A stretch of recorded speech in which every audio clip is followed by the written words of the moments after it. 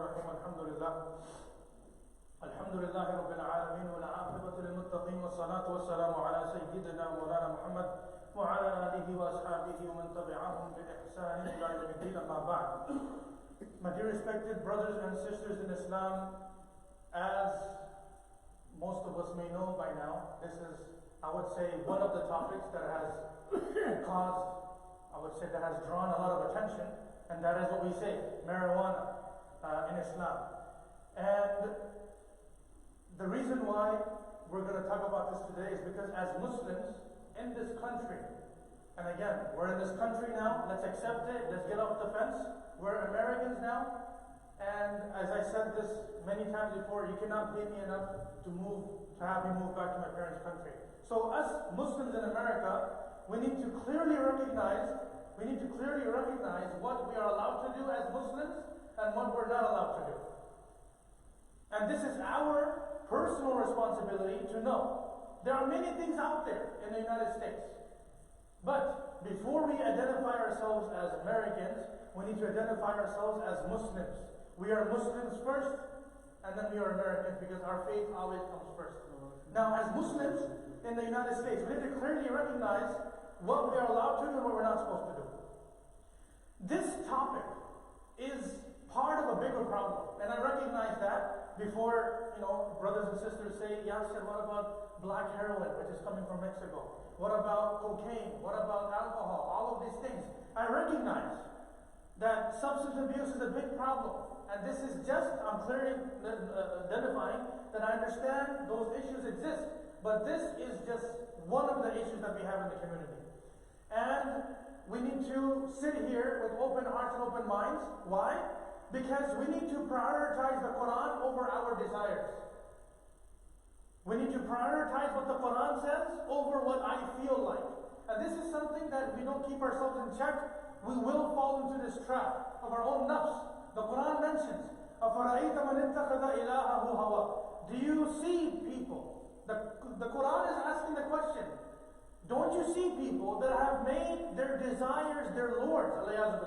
In other words, we have people that, again, we're paying attention to ourselves. I'm not talking about people, I'm talking about myself. We need to pay attention that we're not prioritizing what my desires are over the Quran. And this will matter on how we approach the Quran, the book of Allah subhanahu wa ta'ala. For example, if I have made up my mind, if I want to sell alcohol, if I want to sell pipes, if I want to sell gambling tickets at my store, for example, these are examples that Muslims are involved in. We have Muslims openly selling alcohol, we have Muslims openly selling pipes and stuff which is used specifically for smoking drugs. We have Muslims openly selling gambling, like tickets, lottery, California lottery, etc. I'm just giving 3 examples that Muslim businesses are involved in, which is obviously clearly haram. No ifs and buts about it. One way of approaching the situation is making up our mind and then using the Quran to twist the meaning of the Quran according to what I want. I've had people legitimately try to argue me into selling lotto at my store at one time. And the justification is business, everyone does it. If everyone jumps off the bridge, you should do so as well, for example, right? So, instead of making up our minds and approaching the Quran and looking for verses that we could twist according to our desires, what we need to do is approach the Quran with a clean slate. No influence, no cultural pressure. So what? So-and-so person looks to be like a pious Muslim, but you're selling haram, it's haram, simple as that. It don't matter. What's haram is haram. So if a person has a clean slate and approaches the Quran, and based on what the Quran says, we accept what the Quran says, end of story. Peer pressure and then economical pressure and all of these things kick in, that will become problematic. And my dear respected brothers and sisters in Islam, it is very much dangerous when we justify haram to be halal or halal to be haram. Something which is straightforward in the Quran, for example, khamr is haram. To justify it will kick you out of the fold of Islam. 5 times salah is in the Quran, clearly. To deny it, that will kick you out of the fold of Islam, etc. So this is I'm trying to lay some foundations here. That in order for us to fully grasp what I'm trying to say before you, we need to have a clean slate. Approach the Quran the way we need to. Don't approach the Quran, don't approach Deen based on our naqis, our incomplete understanding of Deen, and then we approach the Quran, and then we say, you know what, I think the Quran means this. That's baloney. That's not how Islam works. Al-Isnad min ad-Din. The Quran is not what you and I feel what the Quran is. The Quran literally has been protected and preserved from the day it was revealed until the day of judgment. It will be. And not only the words of the Quran, the mafhum of the Quran, the meaning of the Quran, the tafsir of the Quran is also part of Quran. And they also are preserved through a silsilatul dhahab, a gold chain. There's no way of entering into that and put your own personal desires into it and say, oh, I believe this verse means that. You keep your opinion to yourself. The Quran was revealed by Allah, and He allowed Rasulullah and the Sahaba Kiram, the Tabi'in, Tabi'in, and the Ulama Kiram to understand the Quran the way Allah subhanahu wa ta'ala wants it. But out of respect, we need to keep our desires to ourselves. The Quran is not what we want to believe. The Quran is what Allah subhanahu wa ta'ala wants us to believe. So this is, you may say, the foundation we're going to proceed with, inshallah. Now, marijuana in Islam. 4 things. Why discuss this topic? And we're going to cover that. Why? Yasir, why in the world are you talking about this all over, like over everything else that we have going on in the community? What is marijuana? And there are a lot of us here today, mashallah, that have never even seen marijuana in their lives. And that's a good thing. Okay? And some of us have seen marijuana before. So we're going to even spend a few minutes define what is marijuana so that we know, so when we come across some green in our son's car, then we know what it is. I'll be honest. If we don't recognize what our sons, our kids are doing, then what's going to happen? Islamic perspective. I will give a very clear, transparent, unbiased perspective of Islam, of marijuana. What Islam has to say about marijuana. And time permitting, I will go into the history of today's Muslim countries that have been dealing with marijuana and opium plants for thousands of years. And we're gonna get into that inshallah ta'ala bismillah. And at the end, the conclusion. And at the end, after the conclusion, I will also share, again, I'm going to give you unbiased information. I'm not here to manipulate your minds. I'm not here to push some kind of agenda. My responsibility is to let you know what Islam is. I'm not here with any kind of hidden agenda or I'm trying to push this ideology. No. What the Quran and Sunnah says, whatever my teachers have taught me, I'm going to present to the community without any kind of strings attached, inshallah. So, first of all, why discuss this topic? Yasir, why are we talking about marijuana on March 1st, 2019? There are 4 reasons. Number 1, because marijuana was legalized November 9th, 2016. So somebody came into the warehouse and brought weed with them, as I would say. So it was officially, it was legalized for recreational use in the state of California, November 9th. November 8th were the elections. November 9th, Prop 64 was passed, and then it was allowed for, people to I would say, abuse this substance legally under the law of the land. So, number 1, because it's been made legal, and honestly, this topic was supposed to be discussed before this was passed into law, so we could clarify all of it.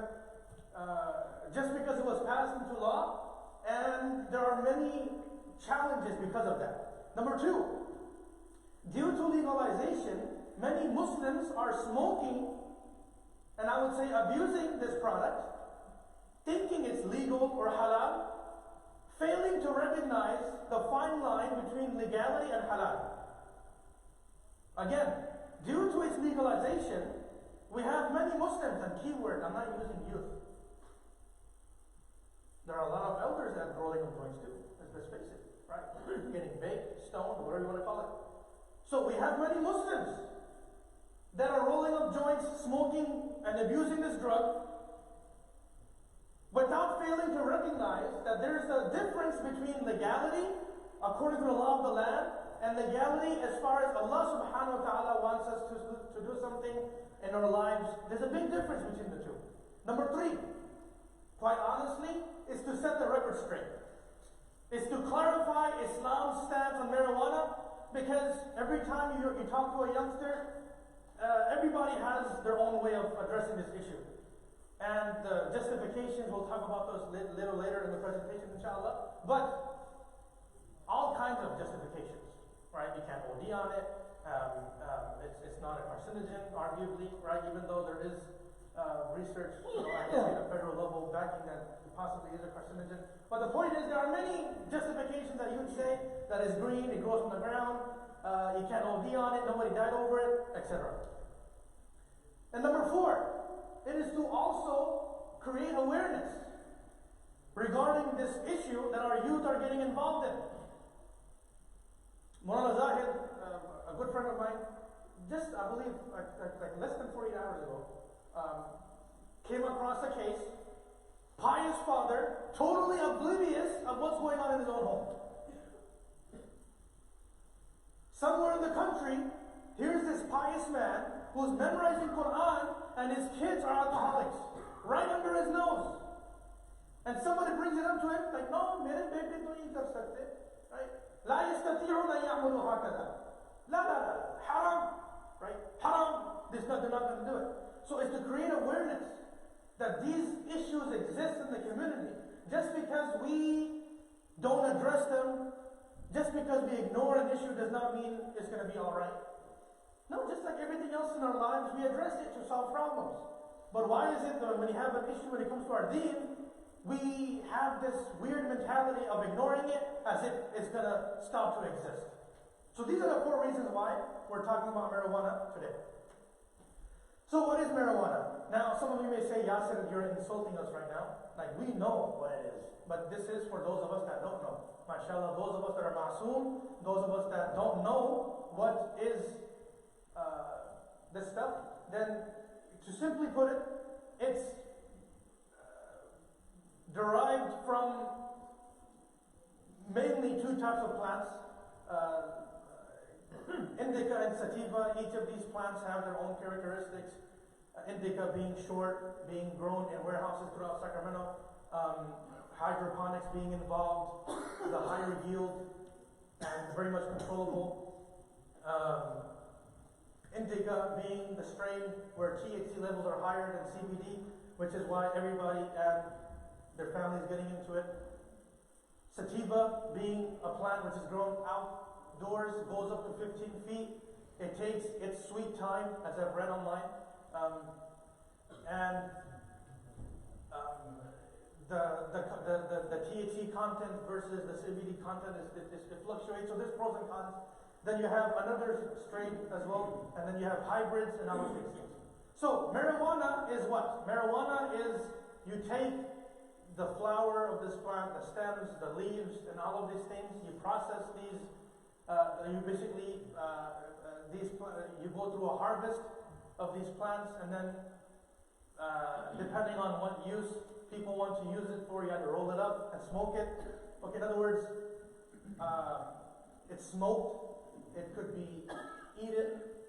It could be put into chai, right? It could be brownies made out of it. Anything you think of, right? Marijuana is available for us, obviously, which is the point that we're talking about. So to set that record straight, this is what marijuana is.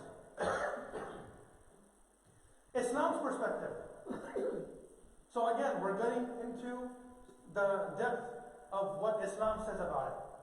So again, in the beginning, those of us that just came in right now, we're approaching this issue and everything else in our lives as Muslims by approaching Islam, approaching this issue with a clean slate. We're not approaching the Quran or Islam according to our justifications that, it's not in the Quran, like I'm going to go over like the justifications, etc. We need to approach and ask the Quran and the Sunnah with a clean slate. Forget what you know about this drug or this substance. Let's understand what Islam says about it, because here's the deal. We are Muslims, and we need to recognize that we do things the Islamic way. At least we're supposed to. We are Muslims, and there's a clear-cut image which is painted for us regarding this drug and other substances as well. Right? So as Muslims, it's important for us to know about this issue, to address this issue. And now going into a few of the justifications or some of the arguments that people make regarding this drug is, number one, it's legal. Okay? It's legal. So the reason why I get high, right, that was an unintentional rhyme, right? The reason why I get high is because it's legal. So, again, for the record, just because something is legal in the state of California, or in the three branches of government, local, state, and federal, just because something is legal under these three jurisdictions, as you may say, does not automatically make it halal. Again, for the record, just because it has been legalized in 2016 does not mean it's permissible to smoke as a Muslim. So as a Muslim in this country, we abide by the law of the land. 3 levels of government. But then as a Muslim, you have a 4th layer. And that 4th layer is what? Does Islam allow me to do this or not? Because a simple counter argument to this justification of using this substance because it's legal is off the bat, alcohol. Alcohol is technically legal in this state. You could be 21 and over and buy a 40 for yourself if you want to. But Islam does not allow that. Just because it's allowed in the state of California for you to buy a 40 or for you to buy some alcohol does not make it halal. Just because it's allowed, you will not be criminalized if you consume alcohol in the state of California does not make it halal. Another example, just because interest is allowed in this state, and yes, this will be a strange perspective for many of us.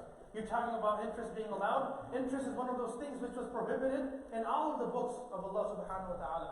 It was changed and modified to our whims and desires. So something as interest, just because interest is allowed in the state of California, does not allow you as a Muslim to buy a house with interest. And yes, I've come across comments that some people say it's allowed to buy a house on interest is haram. Haram is haram. I've yet to come across a justification to say it's allowed to buy a house on interest. It's in the Quran, it's haram. Why are we trying to change the Quran to our desires? Have taqwa. There are halal ways of getting financing done. Coming back from the point. So, just because it's legal does not make it halal. Number one. Number two, there are benefits, Yasir. There are benefits. Right? It calms you down. It makes you feel good. It makes you feel hungry. Like all of these things that people mention, which, alhamdulillah, I think I accidentally touched it once or twice in my life. Accidentally, keyword. Alhamdulillah, Allah saved me. I'll tell you that. But what I'm reading from different reliable sources is that there are benefits. That there are benefits to this, and so based on the benefits of this, then it should be allowed. The Quran does not negate this concept of haram substances. In the Quran, Allah subhanahu wa ta'ala talks about يَسْأَلُونَكَ عَنِ الْخَمْرِ. يَسْأَلُونَك is referring to Rasulullah sallallahu alayhi wa sallam. That, O Rasulullah, people are asking you. يَسْأَلُوا, people are asking ka. يَسْأَلُونَكَ, people are asking you. عَنِ الْخَمْرِ, regarding alcohol. وَالْمَيْسِرِ, and gambling. قُلْ, you say to them. So Allah subhanahu wa ta'ala is telling Rasulullah sallallahu alayhi wa sallam to respond to such people and say, فِيهِمَا إِثْمٌ كَبِيرٌ. In these two things, there is great sin.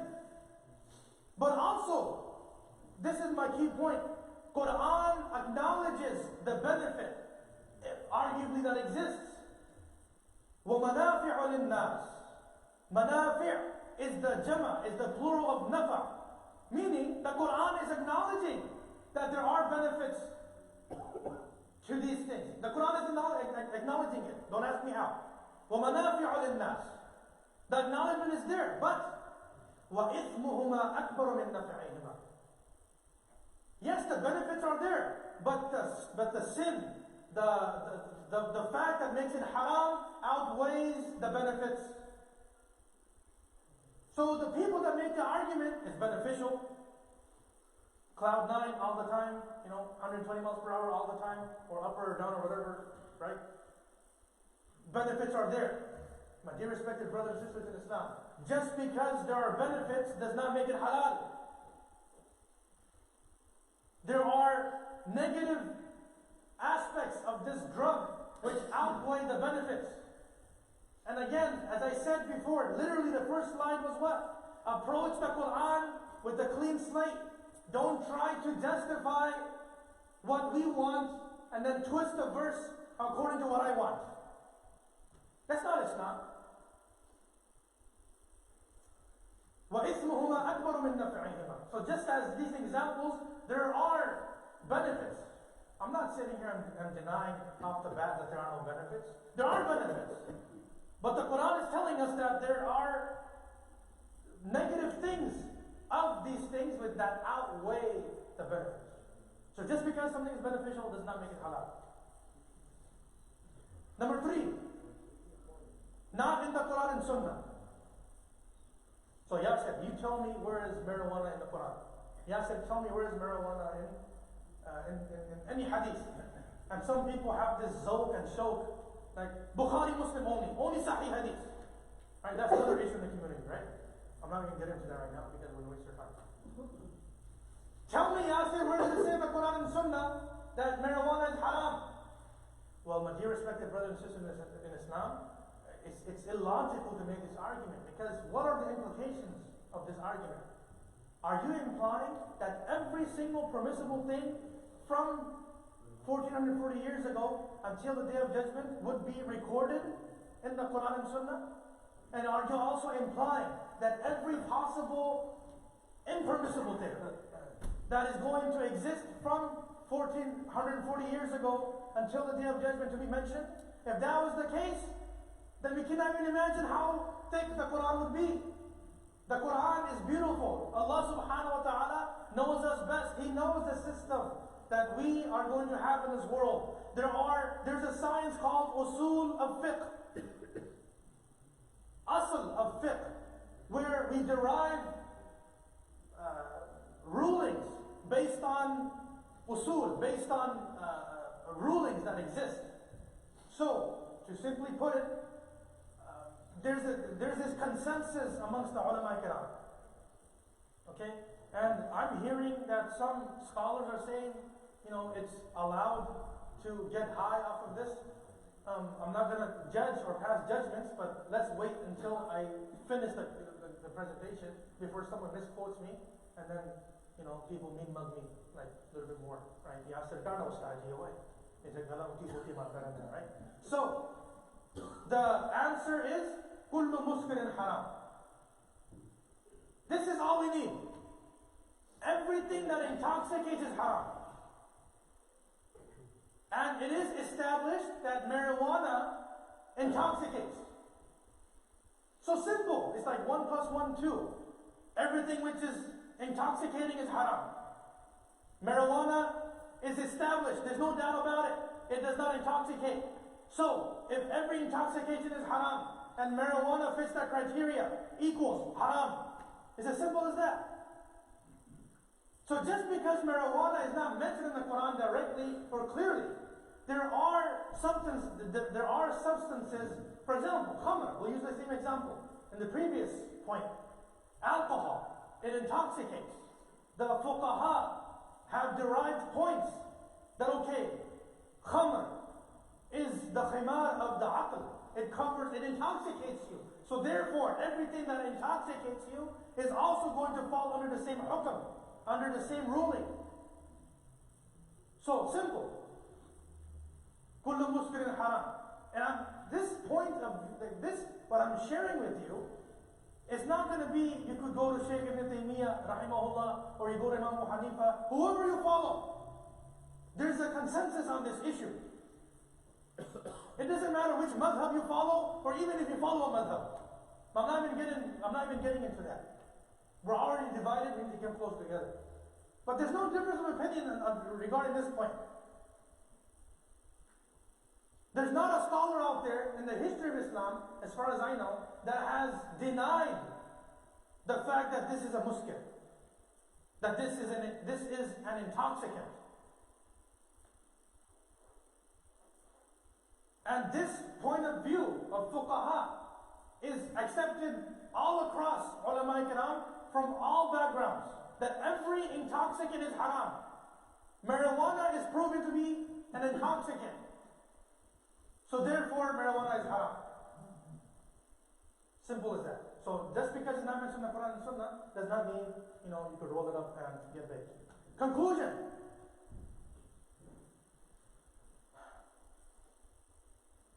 Peer pressure is very real, and I'm addressing the youngsters and also the young at heart. Every time I address the youngsters, the young at heart, corner me and start throwing jabs.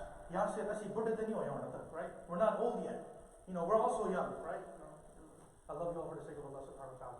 But I'm addressing the teenagers, the youngsters that are here today and are watching online and that will watch later on, etc.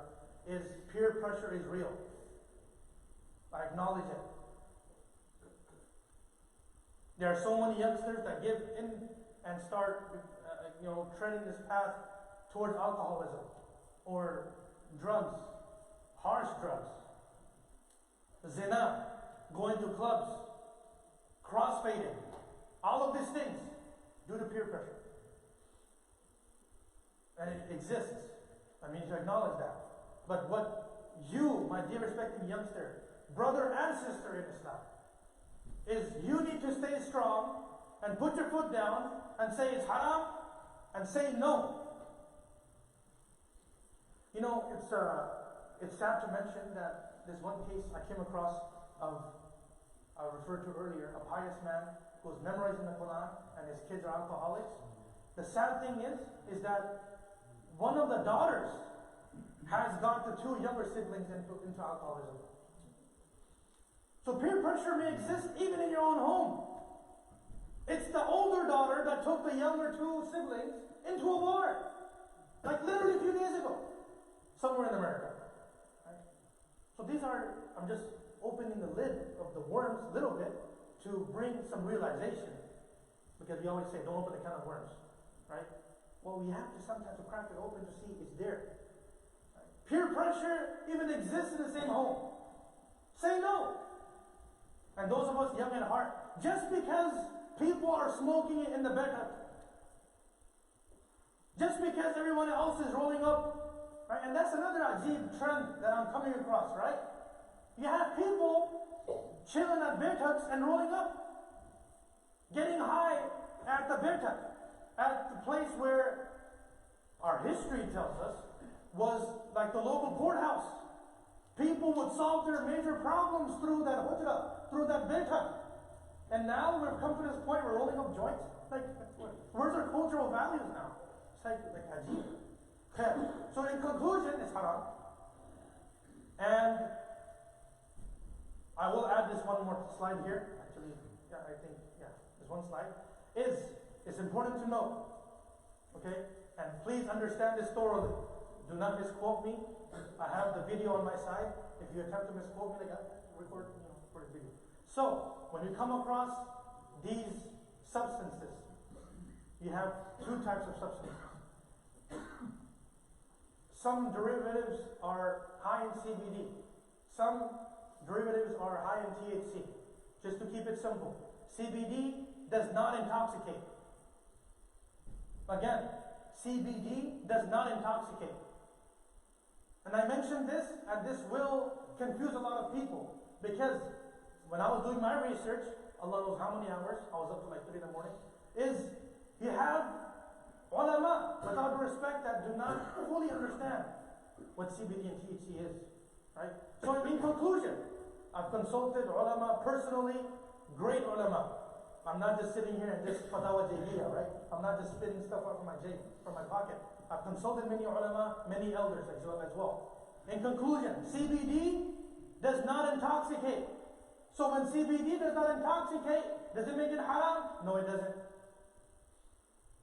CBD does not intoxicate, therefore CBD is not haram. Number 2, THC intoxicates. In fact, it is the THC in that substance that makes you high. It's the THC that intoxicates you. So, simple formula. THC, okay, kullu muskirin haram. Everything which intoxicates is haram.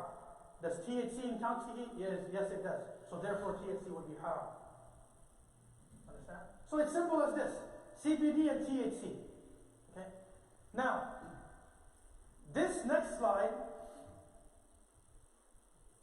if we thought the previous slide was a little dangerous, this is like a little more. You have to be very clear. Please understand what I'm trying to say very clearly. Understand? Please, Allah ne waste, don't use me to go and justify doing whatever haram you want to do. THC as medication, and this is something that you deserve to know as the Muslim community.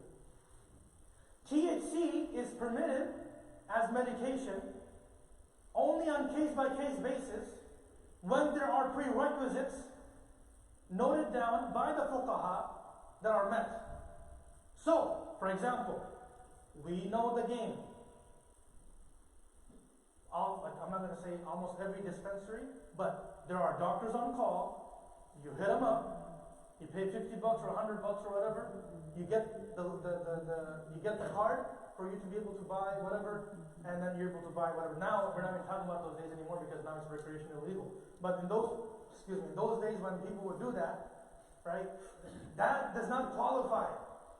I'm talking about illnesses like cancer, arthritis, like seizures. People that have 50 to 60 seizures a day. And when we have youth that are self-diagnosing themselves and saying, you know what, Yasir, I'm feeling down. So I'm going to just roll it up, roll it up and just get it done. No, it doesn't work that way. It has to be prescribed. And that keyword, case-by-case basis. Allah protect. If someone here is suffering from such an illness, like cancer, or like severe arthritis, or like having hundreds of seizures a day, if possible, and there are prerequisites which are met, then and only then, again, prerequisites, please don't misquote me. Don't justify it and say, Yasir, I'm not feeling well, I'm just going to go. No, you cannot self-diagnose. It's not permissible, it's not allowed in any way possible. There's a reason why you have to get a prescription to buy medication. There are certain medications that are OTC, over the counter, and some are prescribed for a reason. Understand? So please, what I'm trying to say here, if there's a severe illness like cancer, severe arthritis, seizures, I'm just giving 3 examples. And there are situations where I spoke to someone last night who said that my doctor told me that for this issue of your health, if you take this medication, it will literally kill you. So it's better that you look for alternatives. And that person has a chronic illness. Now those youngsters or people that are rolling up, are we dying of cancer? Do we have severe arthritis? Do we have these major illnesses? Let's not justify these things for ourselves. Let's not try to turn haram with something which is haram to be halal for ourselves. So again, there are shara'it, there are conditions, there are prerequisites which have to be met. That's why I mentioned at the end, consult your imam. If you belong to this community, Allah forbid, you're suffering from any of these ailments, talk to me, and then it would be a case-by-case basis. I can't sit here and say, oh, okay, you know what, you don't feel good. No, it doesn't work that way. Because even when permission is granted, there are very stringent, very strict guidelines for that, which exist, which I'm not going to get into because we're out of time. So, there you have it. We talked about marijuana. This is a real issue in the community. We do have, by the way, we have homework help for youngsters. I keep bringing this up. As a teacher of some of your students, I could say this right now, that some of our kids are failing school. I've talked to youngsters in this masjid that I'm teaching, either on weekdays or Saturday school. They're literally failing school. They have F's and D's in math and science and English. And Allah is my witness. I have reached out to parents. I've reached out to students. I've sent out these messages many times. That let's utilize this resource. We want our kids to succeed. Do something with their lives. And I hate to say this, some of our kids are literally failing school. So let's please, how we say, khab-e ghaflat se ud jaye thoda. Those of us that don't know what our kids' grades are, ask for their grades. Next friend.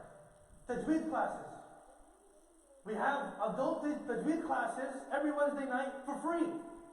Alhamdulillah, we have around 15 adults that sit here, half an hour, 45 minutes, and we learn the correct pronunciation of Tajweed, the correct pronunciation of the Quran. It is imperative. It is absolutely important. It's a condition of salah to recite the Quran correctly for our salah to be complete, for our salah to be correct. If I'm saying, Alhamdulillahi Rabbil Alameen, you're not reciting the Quran. You're changing the meaning. It's not Alhamdu, it's Alhamdu. Hamd, not Hamd. Hamd means destruction. Alameen, plural of Alam. Right? Alam in Arabic means pain. Connect the dots. What are we saying in our salah? It's important. Some of us may have not come across this concept before, but tajweed is important. Subhanallah wa bihamdihi, subhanakallah wa bihamdihi, wa nashhadu an la ilaha illa anta, astaghfiruka wa atubu ilayk.